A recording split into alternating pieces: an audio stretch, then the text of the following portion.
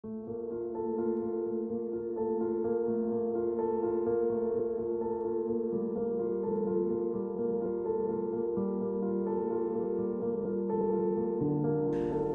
the concept of the projects were very much based on restoration and how do you come as an architect of today and interact with a building that is centuries old. What is it that you can do to UNESCO World Heritage Site, and how do you do it intelligently and sensitively? The site was a mess when we got there, and we did chromatography on all the walls, and we went about understanding what was original, what was added, and just through this very meticulous work we then came to a rationale of what we should preserve and what we should demolish.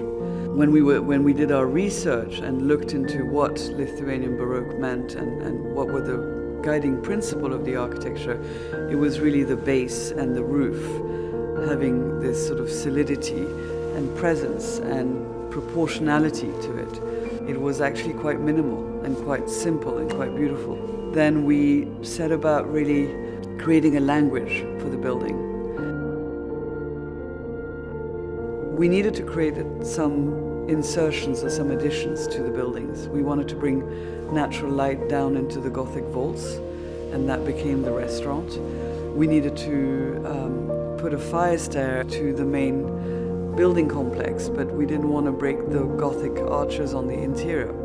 We wanted to stay away from the imitation game, but we wanted to pay homage to the Baroque architecture, and so we paid homage to it by reflecting it. The notion of landscape and building both being as important as each other, so the building appears in the landscape. And I love that idea. I thought that was a very intriguing idea of how do you actually merge building and landscape in an interesting way, and that is through reflection. So then that gave us the idea that the restaurant could become a reflecting pool through its roof. And we had this wonderful, enormous tree in the middle of the complex. And when you are in the building above the reflective roof of the restaurant, you can see the sky and the clouds moving over that roof. And there's something very intriguing about that. How UNESCO thought about restoration of World Heritage Sites. They were very adamant that you shouldn't imitate, you should be true to your own times. And what we argued for is you want to have a solid roof where you don't see any of the glass and you don't see the velux, and therefore you want to put the glass behind a lattice.